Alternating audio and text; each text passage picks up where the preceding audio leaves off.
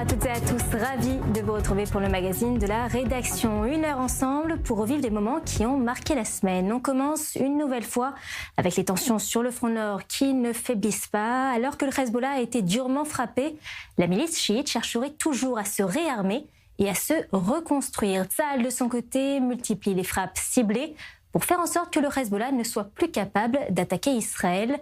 Mais le risque d'une nouvelle guerre semble se rapprocher jour après jour. Un sujet d'Océane Nicole. Entraînement, transfert d'armes depuis la Syrie, présence dans le sud du Liban, développement d'un nouvel arsenal de roquettes. Le Hezbollah ne compte pas déposer les armes, loin de là. Même si l'organisation chiite libanaise a été durement touchée par Tsahal, elle se réarme et se reconstruit, le tout avec la connaissance et la tolérance du gouvernement libanais. Le front nord est donc en tête des priorités de Tsahal, qui veut faire en sorte que le Hezbollah ne soit plus capable d'attaquer Israël. Les renseignements israéliens assurent que le rythme des tentatives de reconstruction et de réarmement du Hezbollah s'intensifie, malgré la pression exercée par Israël pour désarmer l'organisation libanaise. Pour l'instant, l'armée israélienne se contente de frappes aériennes de précision et d'éliminations ciblées, notamment de hauts responsables du Hezbollah, comme le numéro 2 de l'organisation, l'un des principaux commandants de la force Radouane ou encore le chef d'état-major. Mais cela ne semble pas suffire à contenir le Hezbollah et une opération de plus grande envergure semble donc quasi inévitable. En plus de réorganiser son arsenal militaire, le Hezbollah reconstruit aussi son économie avec le soutien de Téhéran. Selon le Wall Street Journal, l'Iran aurait en effet transféré ces derniers mois au Hezbollah des centaines de millions de dollars via des entreprises basées à Dubaï, de l'argent immédiatement retiré par un correspondant au Liban. Car pour se reconstruire, le Hezbollah a besoin de liquidités. Les services de renseignement israéliens tentent là aussi de contrer les plans de l'organisation terroriste libanaise. Mais en attendant, le Hezbollah continue de violer les termes de l'accord conclu par les États-Unis, jouant ainsi avec les nerfs d'Israël.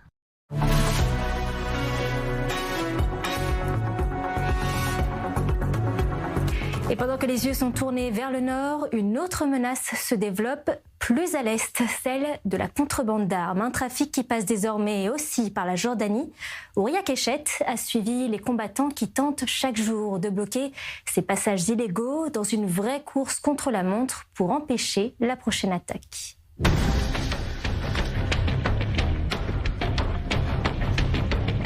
תחילת פעילות, סיום פעילות, אין לך מושג מתי אתה תצא, מתי אתה תגיע, מתי אתה תבוא הביתה.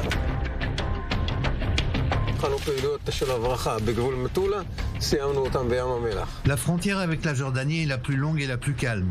Du moins, elle l'était, car ces derniers mois, elle est devenue le passage de contrebande le plus chaud, avec des armes, de la drogue et même quelquefois des terroristes. אנחנו נמצאים סמוך, ממש סמוך לגדר המערכת, גבול ישראל-ירדן. העמדה שהחבר'ה מקימים פה משמשת למערב לטובת ההברחות, סיכול הברחות. נקודת הברחה מוכרת מאוד,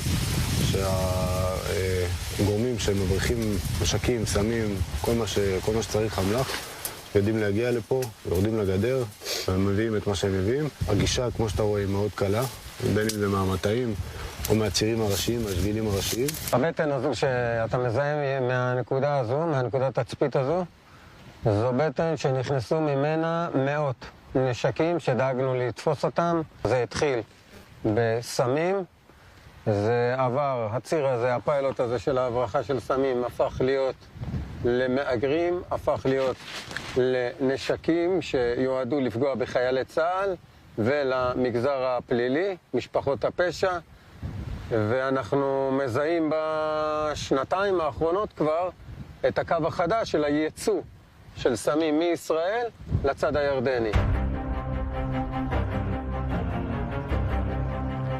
היו זריקות מהצד האדום לכחול, פעל. שטב על הרצפה. 41, בוצע מעצר על החשוד על פי הפרטי לבוש, בתוך התיק מספר פרטי אמל"ח. בזכות הניסיון שלנו הצלחנו לסכל פה מפגע שנכנס. הוא היה די קרוב לסדר גודל של 800 מטר אווירי מבית ספר שהיה באותו רגע מאוכלס בכמעט 800 ילדים. המפגע נכנס ונוטרל על ידי אחד הלוחמים מהצוות. אתה יכול פתאום להתקל בבחורה ממזרח ירושלים שמגיעה לך לפה ובשיא הקלות מעמיסה לתוך הרכב מתחת לאוכל, מסליקה שם 50 ו-60 אקדחים ונשקים ארוכים, אתה יכול להתקל פה בבן אדם שיורד עם כפכפים להבריח, והוא בהלם מוחלט ממך מרגע שהפתעת אותו מאחורה.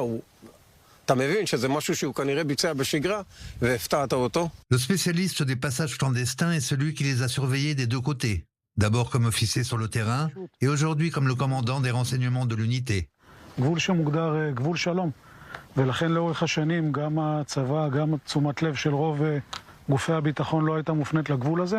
בשנים האחרונות מאות הברחות, אפשר בחלקן לראות חותמת איראנית שמוזרמים לכיוון ירדן ומוצאים את דרכם פנימה. אקדח שנקנה בירדן ב$1,000 יכול להימכר כאן בסביבות $9,000-10,000. תעשה את המכפלות ותבין את הפוטנציאל. המגמה המדאיגה שהייתה בשנים האחרונות זה שאותם צירים שהתחילו כצירים פליליים בעצם של סמים ואמל"ח, פוטנציאל רווח, מה שדיברנו, הוזבו לצירי פחה, ושם נכנס אמל"ח חריג למדינה. Le problème n'est pas seulement sécuritaire, mais aussi économique.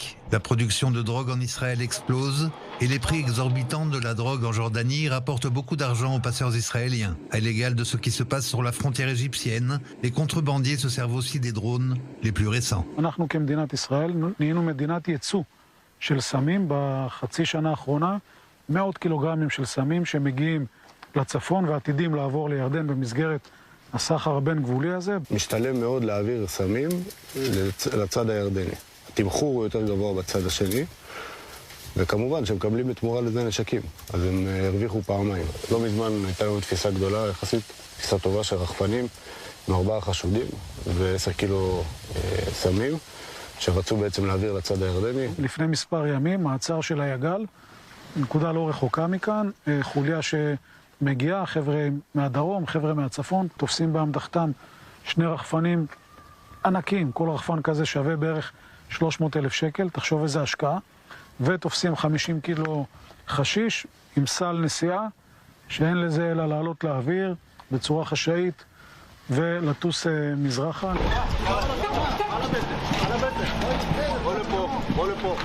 הנושא של סיכול הברחות הוא לא במכשול. הוא במדיניות. מדיניות שאומרת שאסור להתקרב לגבול משני צידיו עם הוראות פתיחה באש מחמירות יותר, כדי ליצור הרתעה. בסוף שיבינו שמי שכבר לוקח את הסיכון הזה למרות נושא הכסף ויגיע לאזור הגדר יכול למצוא את מותו. Alors que les combattants de l'unité des frontières travaillent jour et nuit, l'État d'Israël agit encore comme si la frontière avec le royaume hachémite était une frontière ne présentant aucun danger. La vague de passage de ces derniers mois ne s'arrête pas au passage d'armes d'Iran ou de drones dernier cri. Elle représente un danger sécuritaire national et pourrait être la source du prochain attentat.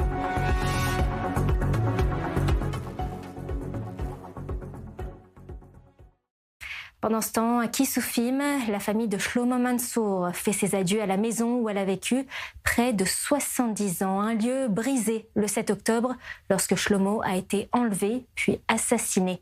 Notre reporter Maya Buenos a accompagné la famille pour ce moment chargé d'émotions et de souvenirs.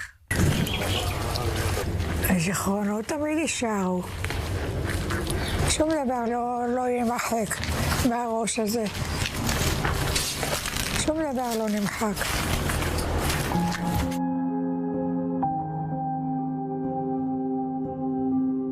כן, יש בזה איזשהו אלמנט של מחיקה. ברגע שאתה משטח בית, שהבית קיים, יותר קל לספר את הסיפור, הוא יותר מומחש. בוקר טוב. רציתי לשאול. מה? מה את רוצה לשאול? המזוזות.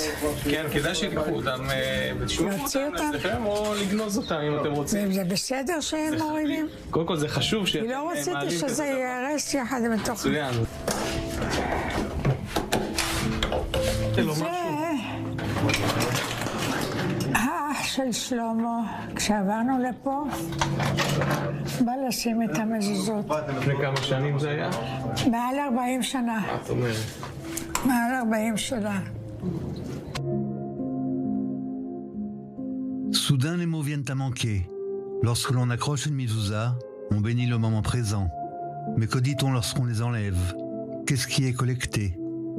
Et comment se souvient-on de la séparation?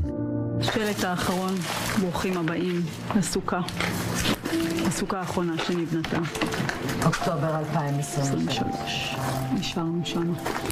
ברוכים הבאים. וכל פעם אני אומרת, היינו משחקים עם אבא חושם ולא...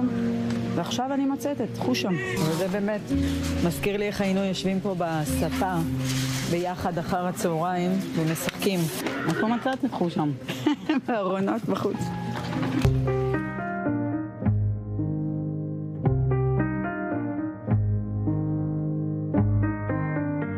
מזל פה זאת הפעם האחרונה שאת רואה את שלמה.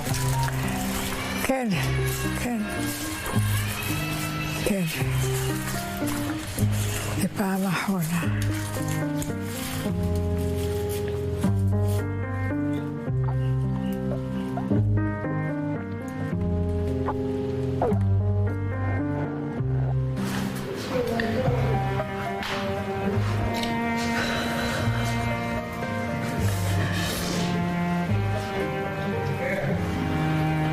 ציפיתם להיפרד מהבית הזה? ציפיתי שאני אתייחס לזה כבאמת כמה קירות וזהו, להוריד, נגמר הסיפור.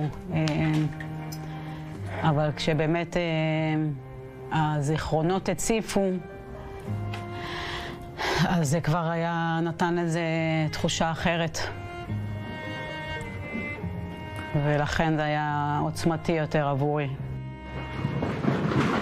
גברת מצור, אני צביקה, אני מבקש את האישור שלך, נתחיל להרוס את הבית. וואו, איך אני לא רוצה לתת לך אישור. אבל התקווה שבונים פה בית חדש. בסדר. תודה. לקבל את האישור.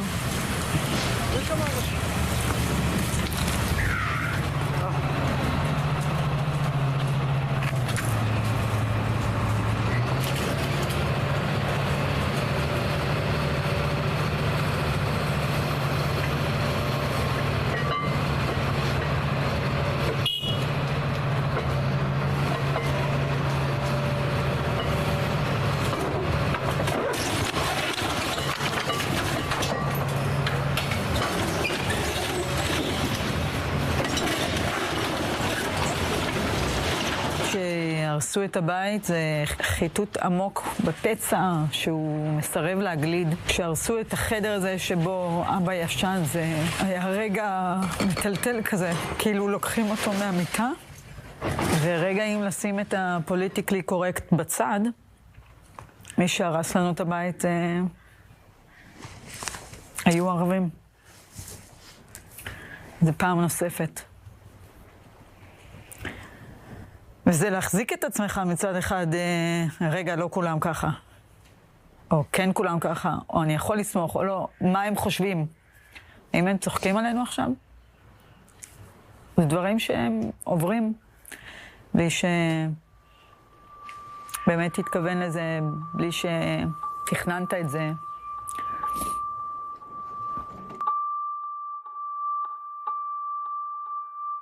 הבית הקיבוצי הוא מורכב בעצם מחדר שינה של ההורים וסלון ומטבחון קטן, מטר על מטר. ובמטבח הדל הזה היו נפות, הרבה עוגיות ועוגות, וב4 הם היו יושבים לשתות הקפה המשותף עם העוגיות. זה היה הזמן הזוגי שלהם, בין היתר, וב4 היינו מגיעים מהבתי ילדים ומצטרפים, והריח של העוגיות היה נכנס פנימה. היינו אוהבים לשחק בגינה, לעשות בוץ ולהתמרח. אבא היה ככה משפריץ עלינו עם הדופייה ושוטף אותנו.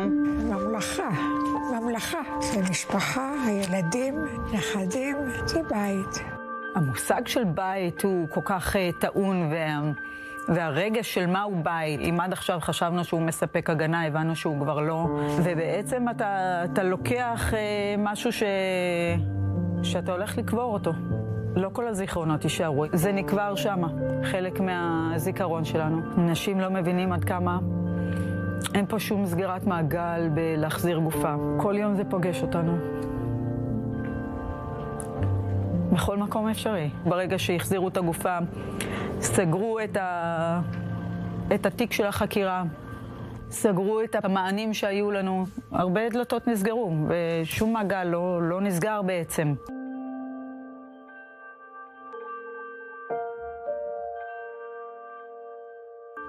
אני חושבת שבאופן אישי אני חיה עם שני אישיות מקבילה. והצד הזה השכלתני הזה, שיודע מה קרה, יודע את החורבן, ואין שום היגיון להמשיך ולחיות משהו אחר. ומצד שני יש דור שגדל, שאני לא רוצה להעביר לו את החורבן הזה. בשבילו אני מקיימת אישיות נפרדת, שבו אני אומרת, חבר'ה, ממשיכים מהאסון הכבד הזה, ממשיכים הלאה, מתרוממים מפה. אפרופו פרויקט הנגרייה. אנחנו ממש מקווים שהוא יצא לשיקום, שיבואו לכאן ילדים, להמשיך לקיים את האהבות הקטנות שלו, גם לראות אנשים נעים, יוצרים, פועלים. אני באמת מקווה שזה יצלח, וייצרו בעץ, וייצרו חיים, וייצרו דמיונות. אוי ארצי מולדתי, הלוואי והיה פה אחרת, בדרכך את אומרת.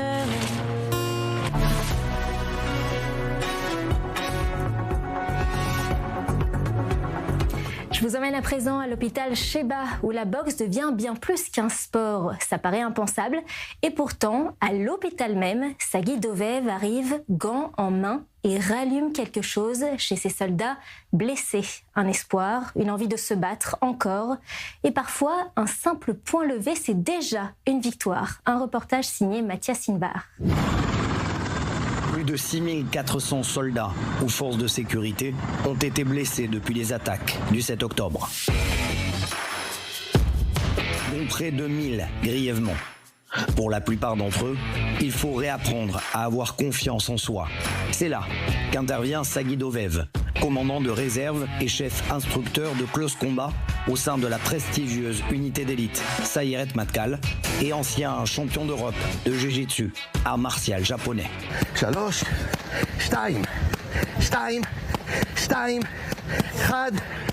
1, David, il ne vous fait pas de cadeau, n'est-ce pas? Non. Bien sûr. Et qu'est-ce que cela vous procure comme sensation? Ça me montre qu'il se bat pour moi, comme je me suis battu pour eux.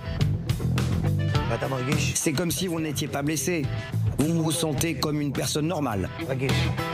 Je ne suis plus blessé. Je suis comme tout le monde. C'est un combattant. Il n'est pas blessé, c'est un combattant. Et il le reste encore aujourd'hui. C'est exactement ça. Ce qui est le plus important à dire, c'est que la guerre n'est pas terminée. Les soldats combattent encore. C'est sa guerre. Mais bien sûr, c'est sa guerre. C'est important de le rappeler. Boxer pour se relever, ne pas abdiquer, reproduire les mêmes efforts, transpirer, sentir la douleur, mais surtout l'accepter. Autant de valeurs que David Revaïev a partagées en étant combattant, puis photographe de guerre au sein des unités de combat, engagé dans la guerre qui a suivi les massacres du 7 octobre. David a fait son alia à l'âge de 4 ans. Il n'a pas eu le temps d'émettre des comparaisons entre l'Ouzbékistan et Israël. Mais avoir été photographe de guerre au moment où son pays est attaqué était un privilège pour lui. Comme une évidence. Nous combattons pour la vérité. Nous montrons que nous défendons notre État. Nous ne nous cachons pas derrière des enfants. Nous ne creusons pas des tunnels dans les maisons, dans les jardins d'enfants, dans les écoles. Nous combattons pour la vérité, notre vérité. Et lorsqu'ils nous attaquent, eh bien nous répondons avec toute la force nécessaire. Peu importe le prix à payer. Oui. Un silence qui en dit long sur le travail psychologique aussi à mener pour ces jeunes combattants. Qu'est-ce qui vous a amené à entraîner ces blessés de guerre? Le besoin. Il y avait comme un vide. C'était le chaos le 7 octobre. J'étais avec mes soldats de l'unité Sarayet Matkal, et puis avec tous les autres soldats qui sont arrivés. Et mon objectif était de voir comment je pouvais les aider à leur réhabilitation, le plus vite possible. En fin de compte, ce sont des combattants. Ils étaient hier capables de tout, ils combattaient de partout, et puis soudain, ils se retrouvent complètement cassés dans un lit d'hôpital. Et tout ça bénévolement? Oui, bénévolement, mais c'est un privilège. J'ai décidé de le faire. Personne ne m'a forcé. Ils sont comme vos enfants. Comme mes enfants, comme mes soldats. Certains étaient mes soldats pendant des années lorsque j'étais officier en fonction. C'est ça le lien qui nous unit. David, je crois même que je t'ai entraîné lorsque tu commençais tes classes. Et votre objectif, c'est de les relever, n'est-ce pas? De les relever, oui. Je ne cherche pas à avoir pitié d'eux, de leur faciliter la tâche. Je veux leur faire sentir qu'ils restent des combattants, qu'ils ont la même valeur que tout le monde. Je leur dis qu'ils doivent travailler dur, se réhabiliter et revenir à une vie normale. Pas comme ils étaient avant leur blessure, encore plus forts. Je peux dire, grâce à sa présence, que l'atterrissage a été plus aisé. Nous sommes passés d'une intensité de combat à 100% dans des conditions difficiles à un atterrissage ici, à l'hôpital, complètement en 1000 morceaux, en fauteuil roulant, immobiles dans leur lit. Et puis Sagui est venu. Il nous montre que nous sommes capables de tout faire. Il suffit de le vouloir, que nous sommes encore des combattants et nous combattons encore chaque jour. Il nous a montré le chemin et nous sommes là aujourd'hui grâce à lui. Pourquoi vous n'aimez pas qu'on vous qualifie de héros? Parce que j'estime que je n'ai pas rempli ma mission. J'avais une mission de ramener les otages. Malheureusement, j'ai échoué avant de pouvoir le faire. Mais vous n'avez pas échoué, vous êtes en vie et les otages sont rentrés vivants. Et vous êtes là. Oui, je peux dormir un peu mieux la nuit, mais je me répète, ce n'est pas moi qui les ai ramenés. Je suis heureux qu'ils soient rentrés chez eux. Je peux dire que parce qu'il a répondu de cette manière, c'est un héros pour moi. C'est un héros. Un héros. Il est humble, il reste un combattant. Ils sont tous comme ça. Ils diront tous la même chose. C'est pour cela qu'ils sont des héros. Qu'ils veulent qu'on les appelle comme ça ou pas, c'est ce qu'ils sont. On dit que lorsqu'on reçoit la médaille de combattant, c'est pour la vie. C'est ce que vous ressentez? Oui, c'est pour ça que je me suis engagé. J'ai émigré avec ma famille pour défendre mon pays. J'ai émigré d'Ouzbékistan.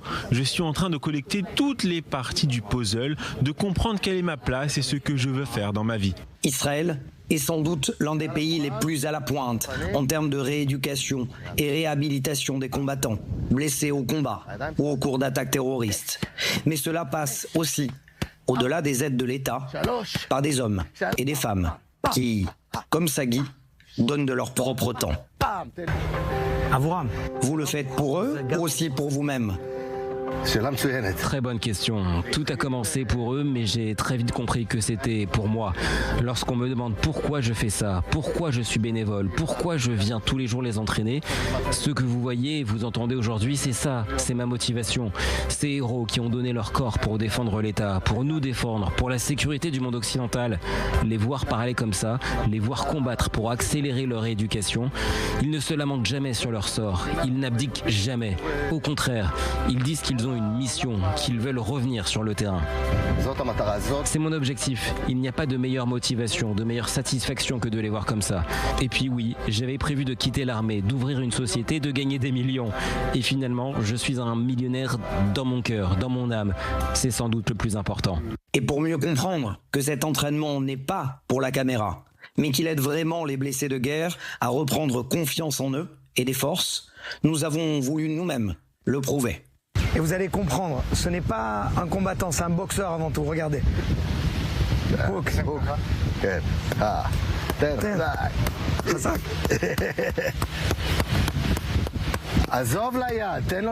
Ne frappe pas les mains, mais le ventre. Lui aussi est un combattant.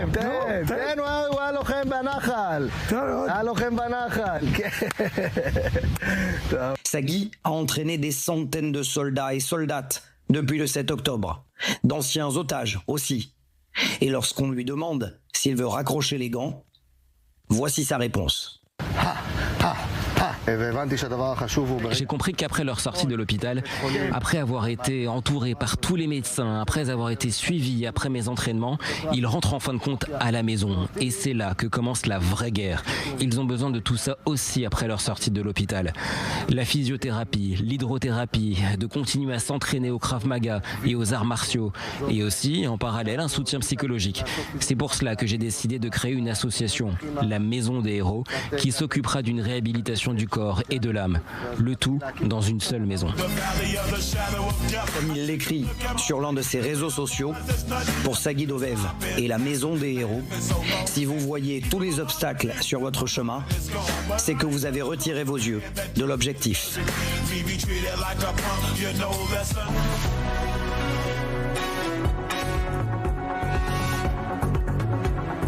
On marque une courte page de pause et on se retrouve dans quelques minutes pour la seconde partie de votre émission. Restez avec nous.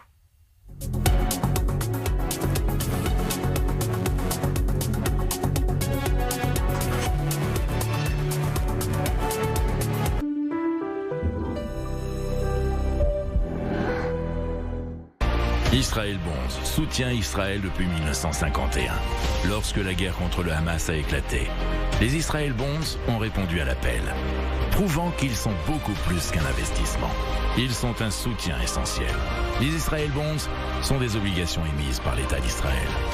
En choisissant de souscrire à des Israël Bonds, vous investissez directement dans l'État d'Israël. Un soutien concret pour l'avenir d'Israël. C'est le moment. Bâtissons l'avenir ensemble. Time, love is in the air, need you more than ever. Snow keeps snowing, the wind keeps blowing, but we'll be snug and so warm. And we wish you Merry Christmas, it's Christmas time at last. Le cadeau qu'on rêve tous d'avoir dans notre petit soulier est chez SFR. SFR, on s'engage pour vous. Vous vivez en Israël ou préparez votre alia? Félicitations. Vous avez un téléphone? Parfait.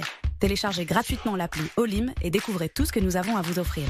Prise de rendez-vous médicaux et administratifs, paiement de vos factures, vérification de dettes, traduction instantanée, recommandations de professionnels, suivi de demandes et bien d'autres choses encore. Et si vous n'y arrivez pas tout seul, notre équipe parle votre langue et vous aide dans toutes vos démarches en Israël, à partir de 99 shekels par mois en illimité et pour toute la famille. Alors n'hésitez plus. Téléchargez l'appli ou contactez-nous. Depuis le 7 octobre 2023, les enfants de Sderot vivent dans la peur. Nous avons décidé d'agir. Les cours de théâtre de l'école M, soutenus par le FSJU Israël, ont accueilli 300 enfants. Une résilience indispensable pour faire face au post-trauma. 1000 enfants ont encore besoin d'aide. Aidez-les. Rejoignez-nous.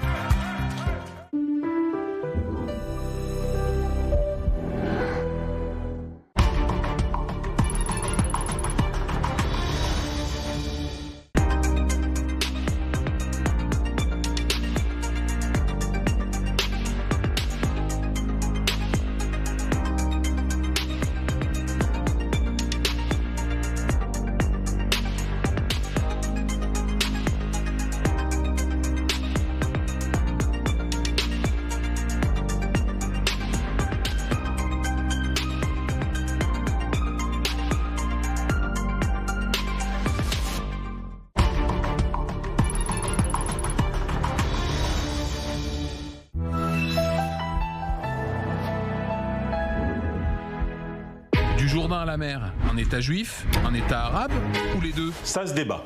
Génocide, apartheid, terrorisme d'État. Israël accusé de tous les maux, ça aussi, ça se débat. Les Juifs, bientôt chassés d'Europe? Sujet sensible, mais ça se débat. Ici, on ne bavarde pas, on s'affronte, on se confronte. Ça se débat, du lundi au jeudi, en direct sur i24 News. Et si vous n'êtes pas d'accord, venez en débattre. Besoin d'être toujours connecté à l'actualité? Découvrez ou redécouvrez notre site i24news.tv. Retrouvez tous les articles, toutes les interviews et tous les lives à chaque instant sur notre site. Alors pourquoi attendre? Téléchargez dès maintenant l'application i24 News. Le cœur du nouveau Moyen-Orient, sur i24 News.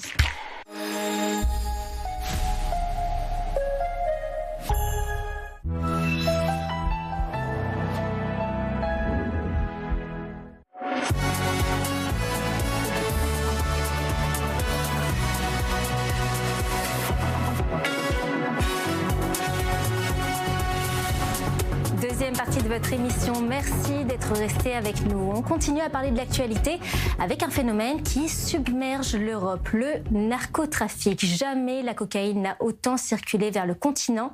Plus de 300 tonnes ont été acheminées cette année, un chiffre inédit qui illustre l'ampleur du phénomène et les États peinent à endiguer ce trafic. Retour sur les routes de la poudre blanche avec Myri Maman dans l'émission Regard croisés.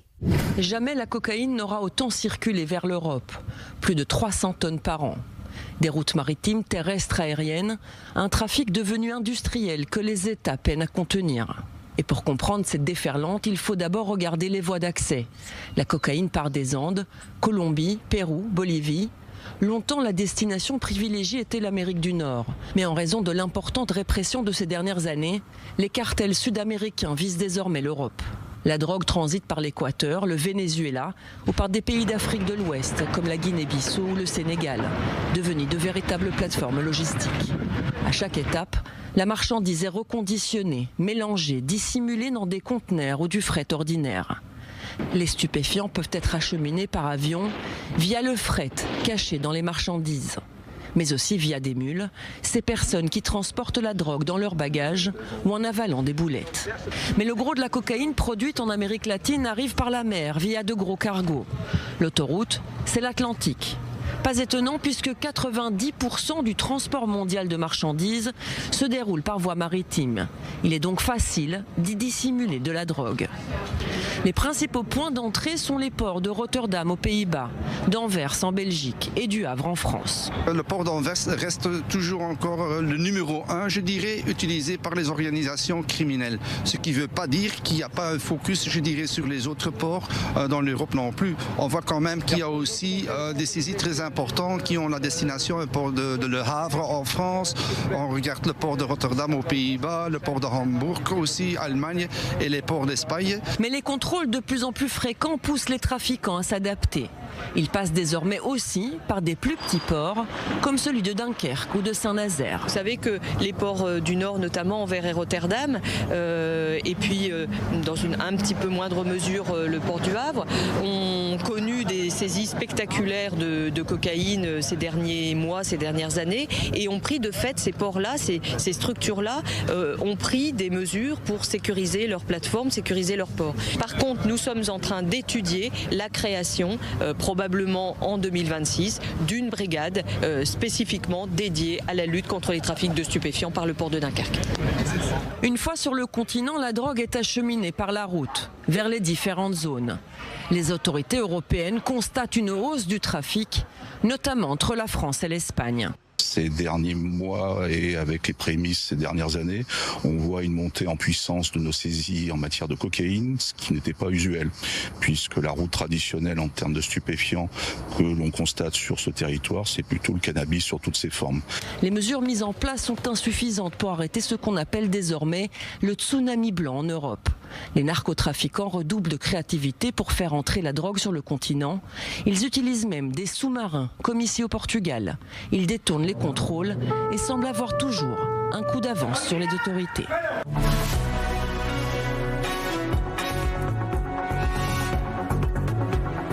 Et tandis que l'Europe se bat pour freiner les routes du narcotrafic, sur un tout autre front, c'est une traque d'un autre genre qui se joue. À Rafah, les forces israéliennes poursuivent sans relâche les terroristes encore retranchés dans la zone, dans un environnement parmi les plus complexes de Gaza. Pour comprendre ce qui s'y joue, Inon Shalomitar a accompagné un commandant de la brigade Golani, ainsi qu'un chef de patrouille engagé dans une opération destinée à débusquer et neutraliser des cellules terroristes encore actives. Un reportage adapté par Eric Fendler. ופשוט ולעניין, או שיכנו או שנהרוג את כולם. Plus d'un mois après que le cessez-le-feu ait été déclaré à Gaza, les combats continuent dans la zone de Rafah. Une poche de terroristes assiégée à l'est de la ville a été repérée par Tsahal juste après le début de l'accord et continue d'être l'une des préoccupations importantes du commandement général de Gaza. Celui-ci a envoyé les combattants aguerris des brigades des Golani et du Nahal pour commencer à l'attaquer dans les sous-sols de Rafah. בכיס המחבלים בשכונת ג'ניינה ברפיח, המקום שבו מתחת לפני הקרקע עדיין נמצאים עשרות מחבלים שנסתגרים במספר כיסים בצפון מזרח רפיח. כמה עשרות כבר יצאו החוצה, חלקם חוסלו, אחרים נשבו ועכשיו מדברים בחקירות, אבל הלחימה כאן נמשכת. בגלל שעדיין לא יודעים היכן בדיוק כולם נמצאים והאם הם יכולים לצאת, אז הכל נעשה כאן עם הרבה מאוד אש.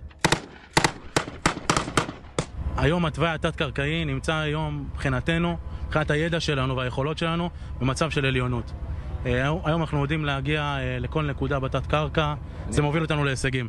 אני יכול להגיד שאחרי אימונים רבים וידע רב שנצבר בלחימה פה, אנחנו אורבים למחבלים בתת-קרקע, אנחנו מסתובבים בתת-קרקע, אנחנו יודעים איך הם חיים בתת-קרקע ואנחנו הורגים אותם בתת-קרקע. En fin de semaine dernière, il y a eu un véritable revirement. 17 terroristes sont sortis des souterrains à 2 endroits et ont essayé de fuir derrière la ligne jaune, encore contrôlée par le Hamas. Tsahal voit cela comme un premier signe de la réussite de la pression militaire qu'ils maintiennent sur l'organisation terroriste et ses hommes. תצפית זיהתה את הבריחה ואז הם התחילו להתפזר בשטח, יצאנו עם יחידת מירול, הצלחנו למצוא מחבלים בין ההריסות שהתנגדו, חיסלנו אותם, המחבלים שלא התנגדו, שווינו אותם והעברנו אותם לחקירת השב"כ. אנחנו מבינים שהם מחפשים את המקומות האלה של שימורים, של מים, של חשמל, אז גם את זה אנחנו גורעים מהם, וגם את התת-קרקע. ולאט לאט הוא מבין שאין לו ברירה, ולכן אתמול ראינו, או שלשום, הלכה למעשה, את האויב יוצא החוצה, ומנסה להשיג מזון, מים, או לברוח למואסי. היו כל מיני דיבורים, כן לתת להם לצאת, לא לתת להם לצאת, אולי מרחב בטוח. מה אומרים אצלכם? אצלנו יש מרחב בטוח אחד, וזה המוות. קיבלתי משימה להרוג או לשבות, וזה מה שאני מבצע. Lors de leurs interrogatoires, les 6 terroristes arrêtés ont commencé à raconter ce qui se passe dans les tunnels. Les réserves de nourriture sont épuisées et ils ne peuvent plus en recevoir grâce au forage dans les tunnels qu'ont effectué les forces du génie. Des dizaines de corps de leurs morts y sont entassés à plusieurs dizaines de mètres sous terre. Et le plus important, des dizaines de terroristes encore en vie mais assiégés sont en plein dilemme. יש עוד עשרות כשאנחנו פועלים פה בצוות קרב משותף שאפשר לראות פה גם מאחוריי טנקים, נמרים, כוחות רגליים, כוחות מיוחדים. צריך פשוט לחפש את האויב, לאתר אותו בתת קרקע, למצוא את המרחב שבו הוא נמצא. ביממות האחרונות יש התפתחות, זה יכול לקחת בין יממות עדות לשבועות. אנחנו על המשימה, עושים הכי טוב שאפשר. הכי מהר ובצורה הכי מובטחת. בסוף אנחנו כאן מחזיקים יותר חזק, אנחנו נמצאים בעל קרקע, מחפשים אותם, הם מתחבאים, הם בקרב נסיגה. חד משמעית קרב נסיגה. אנחנו בסוף אלה ששולטים פה ומחפשים וצדים אותם בסוף. אין להם יתרון, הם במנוסה, הם רזים, אין להם אוכל, הם על עדים אפשר לומר. אנחנו נסיים פה שכל האויב יהיה או שבוי או הרוג.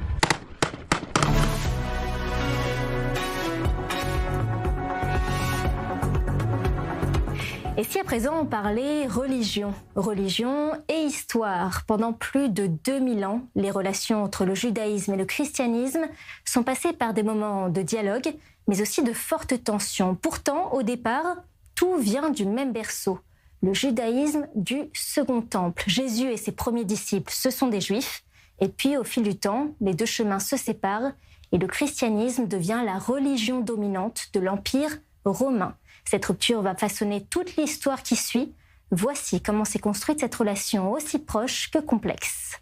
Pendant près de 2 millénaires, les relations entre le christianisme et le judaïsme ont oscillé entre la fascination et l'incompréhension et parfois même l'hostilité.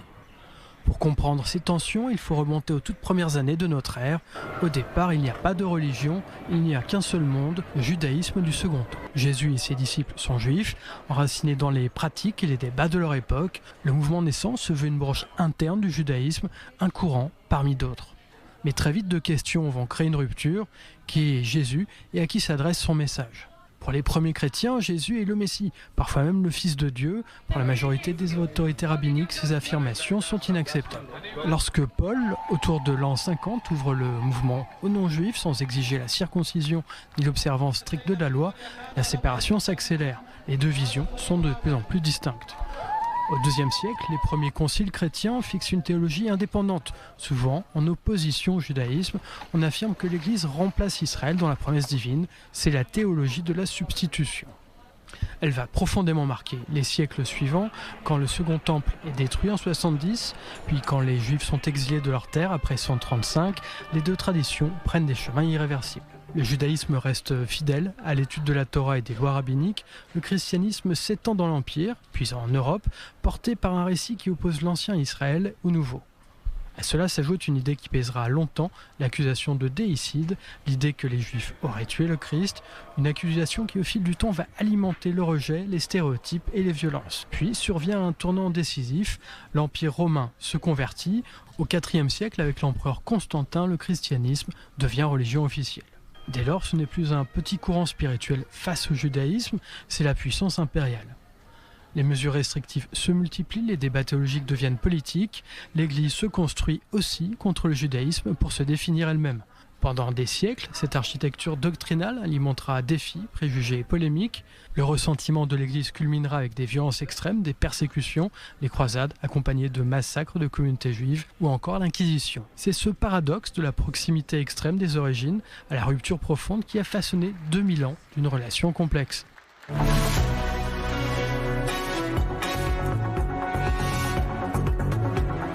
On poursuit sur le thème des relations entre judaïsme et christianisme. Je vous propose à présent de retracer l'histoire de l'antisémitisme dans la chrétienté.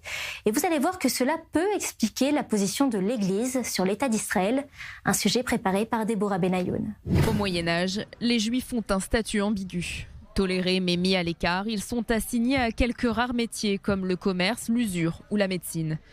Ils sont néanmoins exclus des corporations et n'ont pas le droit de posséder la terre, une méfiance qui nourrit des accusations récurrentes, voire de la violence. Conséquence, la vision du peuple déicide imprègne durablement la culture chrétienne. Plus tard, à la Renaissance, les Juifs sont mieux intégrés dans certaines villes, mais leur statut les rend vulnérables. Ils n'échappent pas aux brûlots contre le Talmud et aux expulsions ponctuelles, dont l'Inquisition. Il faut attendre les Lumières, puis la Révolution française, pour que s'impose l'idée que les Juifs ne sont plus seulement une communauté religieuse tolérée, mais bien des citoyens à part entière. Une rupture majeure, encore loin d'être acceptée partout en Europe. C'est avec Napoléon que l'émancipation se confirme, mais l'empereur encadre fortement les communautés juives avec le consistoire ou encore le contrôle des rabbins. Une intégration dite complète, mais surveillée. Un progrès qui révèle aussi une méfiance persistante de l'État chrétien envers la minorité juive. Le choc arrive à la fin du XIXe siècle avec l'affaire Dreyfus. D'un côté, les Dreyfusards, pour la plupart des républicains laïcs. De l'autre, les anti-Dreyfusards, souvent catholiques conservateurs, pour qui le juif incarne l'étranger, voire l'anti-France. La fracture est si profonde qu'elle débouche sur la loi de séparation de 1905 qui établit la séparation des églises et de l'État et fonde le principe de la laïcité en France. Au XXe siècle, le Vatican condamne l'antisémitisme, mais garde une forme de neutralité teintée d'une forme d'hostilité historique. Cette prudence diplomatique s'ajoute à des siècles de théologie supersessionniste, c'est-à-dire l'idée que le christianisme remplacerait Israël. Certains rappellent néanmoins que le Saint-Siège reconnaît l'État d'Israël en 1993, puis multiplie les gestes avec Jean-Paul II en première ligne. Pour autant, les tensions restent vives. L'histoire peut néanmoins expliquer pourquoi les représentations anciennes continuent parfois d'influencer les positions sur l'État d'Israël au sein de certaines églises.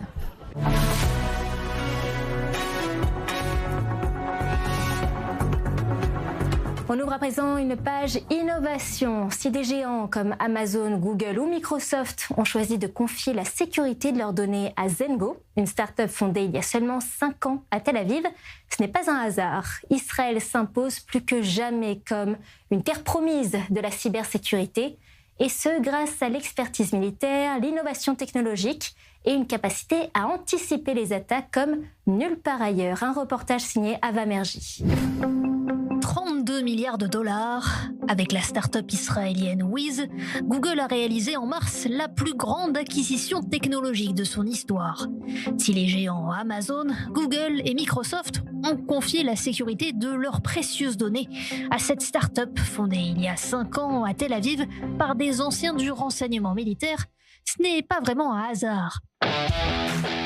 Israël est devenue la terre promise de la cybersécurité, avec des centaines de startups devenues les gardes-frontières du monde numérique.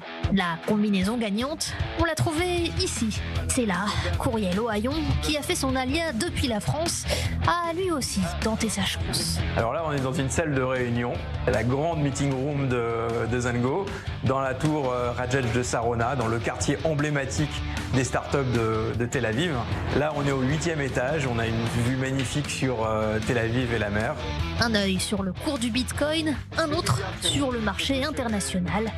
Avant de créer Zengo, une application sécurisée qui permet de gérer ses crypto-monnaies et NFT, Uriel n'avait pourtant jamais travaillé dans la finance, encore moins en hébreu. Israël est un pays exceptionnel pour ça, parce qu'il y a à la fois les preneurs de risques du côté entrepreneur, les preneurs de risques du côté investisseur, et cette mentalité qui permet aux employés de rejoindre des projets à risque, même si le projet n'est pas encore avéré. Et donc il y a cette espèce d'osmose, de magma énergétique entrepreneurial qui est un peu unique dans le monde. Tester et se tromper, ça fait partie du naturel de ce pays. Le cofondateur, Tal, est un ancien du 8200. Donc c'est des unités d'élite spécialisées dans l'intelligence et la recherche. Et donc ça marche bien, il y a de la demande? Oui, plutôt. On a plus de 2 millions de clients dans le monde. On opère d'ici de Tel Aviv, mais on a des utilisateurs dans pratiquement le monde entier. On est aujourd'hui un des leaders dans le monde dans notre domaine. On est parmi les 10 plus gros, peut-être même les 5 plus gros. Ici, l'échec n'est pas sanctionné. L'échec est compris, est admis et même récompensé. Qui gagne généralement? C'est mon patron, donc je vais le laisser gagner. Je m'appelle Hillel Berry, j'ai 31 ans. J'habite en Israël depuis déjà presque 18 ans. Je travaille à Zengo en tant qu'expert comptable dans la finance, en tant que financial controller. J'habite à Netanya, donc je viens ici en train à Tel Aviv presque tous les jours.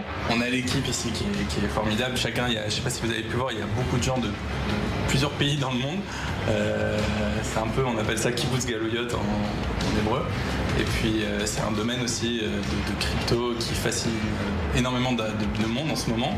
Et ça a un avantage aussi par rapport aux connexions, aux réseaux. On peut s'entraider des autres sociétés dans des domaines différents qui sont autour de nous. Là, on se retrouve souvent après le travail juste en bas. Il y a plein de bars sympas. Le soir, il y a une bonne ambiance.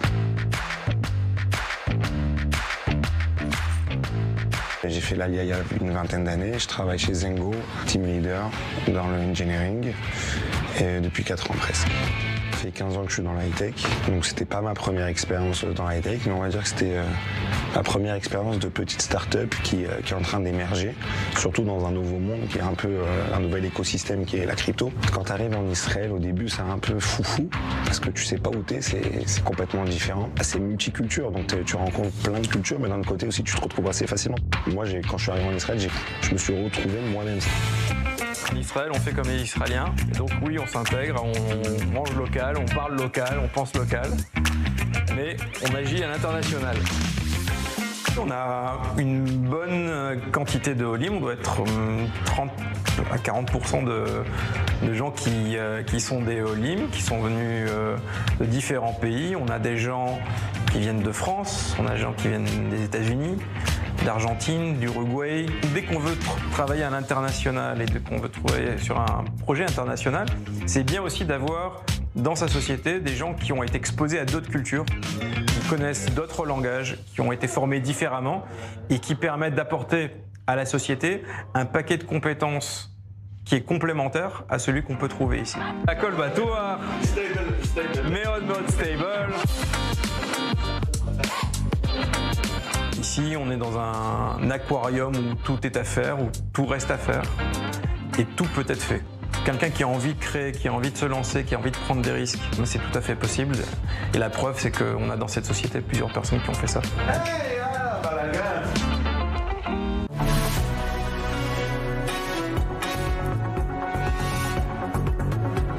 Je vous propose propose à présent de revenir sur l'une des technologies les plus utilisées à travers le monde. Peut-être que vous l'utilisez en ce moment, que vous regardez même le magazine de la rédaction dessus.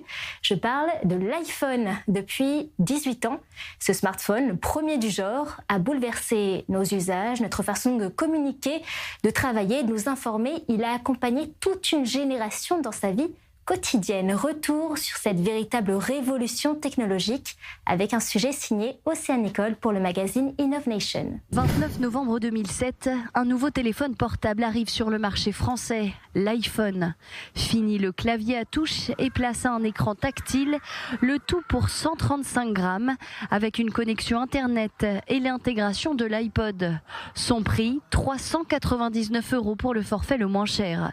L'iPhone est le premier smartphone créé par le géant américain Apple, dévoilé quelques mois plus tôt par son créateur Steve Jobs. La France est le 4e pays au monde à recevoir le premier iPhone et très vite, il révolutionne l'industrie de la téléphonie mobile. Aux États-Unis, il fait déjà fureur.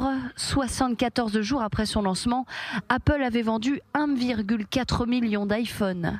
Pour la France, quelques mois après son arrivée sur le marché, le smartphone de la marque à la pomme croquée était en rupture de stock.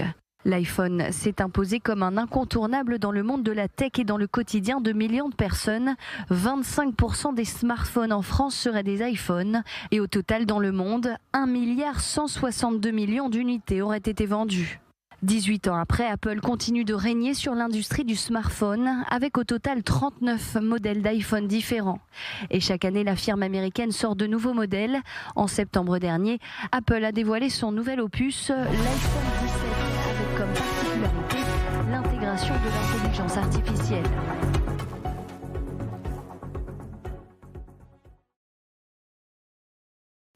On termine ce numéro avec une initiative pour honorer la mémoire des victimes assassinées à Nova. Une marque de mode a imaginé un t-shirt commémoratif porté aujourd'hui par des centaines d'Israéliens et vendu dans les marchés du pays. Ce projet montre que l'art peut devenir un outil de souvenir, ou du moins une façon différente et créative de garder la mémoire vivante. Un reportage d'Eric Fendler.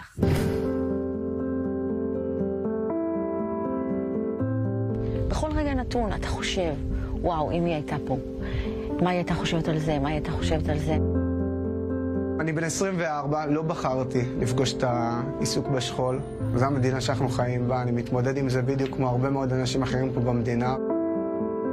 Dorine Attias, qui a été assassinée au Festival Nova, était une amie proche de l'artiste Stav Greenhouse, qui a décidé de la rendre immortelle grâce à une marque de mode qu'il a créée spécialement dans ce but. הכרתי אותה דרך חברה משותפת, היא חיפשה דירה בתל אביב, ובדיוק התפנתה דירה בבניין מעליי. בהמשך נהיינו חברים מאוד מאוד קרובים, היינו יושבים כל היום יחד, הכרנו חברים אחד של השני ונהיינו באמת חברים הכי טובים.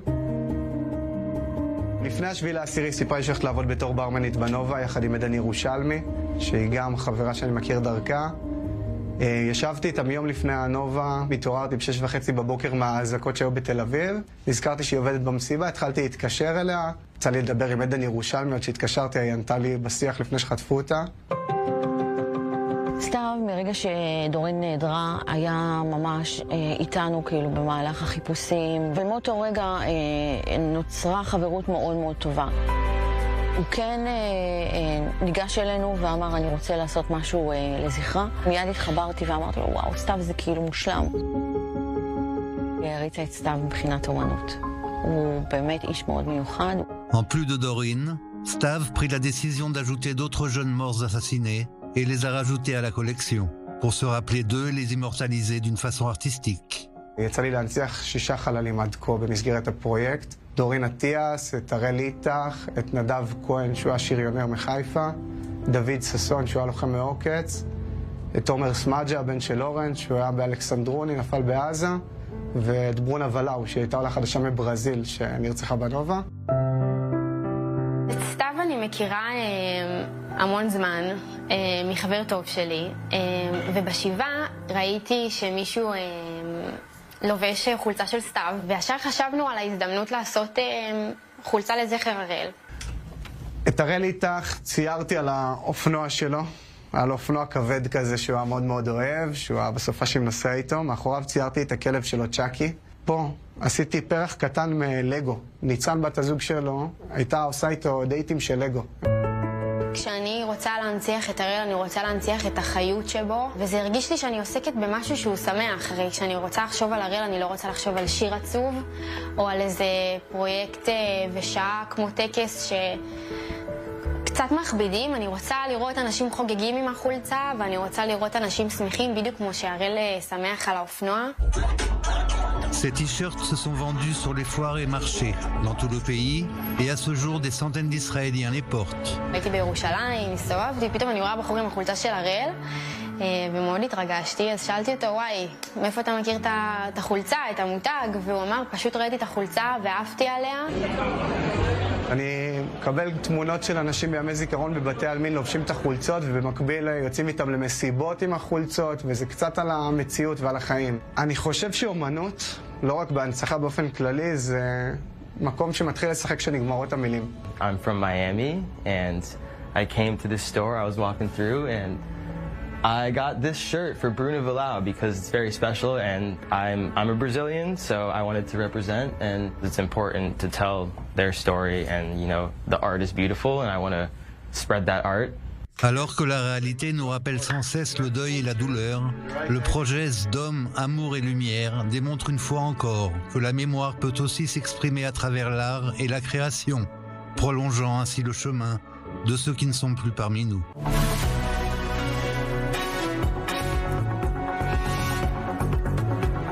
C'est la fin de ce numéro du magazine de la rédaction. Je vous donne rendez-vous la semaine prochaine, même jour, même heure sur i24 News.